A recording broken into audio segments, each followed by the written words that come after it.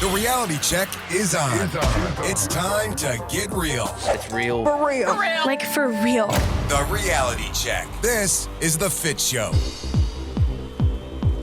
Of course, the top story everywhere is the tragic mass shooting in Texas at a small church in a small town outside of San Antonio. We don't have a lot of really new information. There's actually a lot of conflicting information going around the web, so be sure you're looking at reputable sources. Some of the information that has been released since yesterday is we do finally have confirmation that the shooter's name is Devin Kelly. Yeah, let's don't say that guy's name. Okay, we won't right? say Don't anymore. Yeah, we're not gonna say his name anymore. What's crazy about situations like this, kind of referring to what you're just saying, like Las Vegas, for example, and this Texas shooting, I was seeing different numbers throughout the whole day, and I couldn't figure out what was Yeah, real. in this case, we're getting a lot of different timeline stories and different versions, even from law enforcement, especially pertaining to the two civilians that returned fire and or chased him down. We're getting some different versions of what happened. We also, the shooter died of a gunshot wound. We're hearing different versions of what that had. So we haven't gotten the full, official, final breakdown yet of everything that happened. Another reason, Drew, I don't want to say his name is because this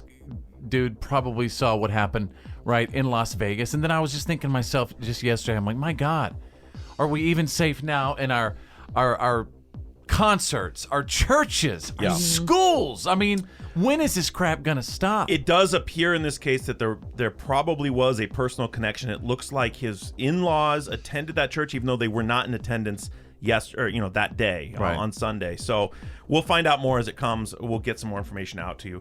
In international news, a big story happening in Saudi Arabia. The new king of Saudi Arabia, recently crowned King Salman, has arrested 11 princes and a number of other high-ranking businessmen and officials in a massive sweeping move to eradicate what he's calling corruption. Others are looking at this saying, wait a minute, this may be under the guise of corruption, but this is also the way that people seize absolute power, because one of the people he arrested, another prince, was actually the guy in charge of their National Guard, which now places this king solely in charge of the entire military, which is the first time that's happened. Wow. This guy, he wants to run the place, and he's arresting everybody and putting them in little castles. Right? It's kind of terrifying that he just can say, hey, Yeah. you guys are corrupt, go to jail. I'm going to arrest you, throw you in jail. And by the way, these are the richest people in Saudi Arabia. Yeah, one of the guys he arrested is one of the richest men in the world and runs the largest venture capital fund in all of Saudi Arabia. So this is interesting. Man. He's either doing this for all the right reasons or all the wrong reasons. We're going to keep a very close eye on this. But I'll tell you what, they have so much money,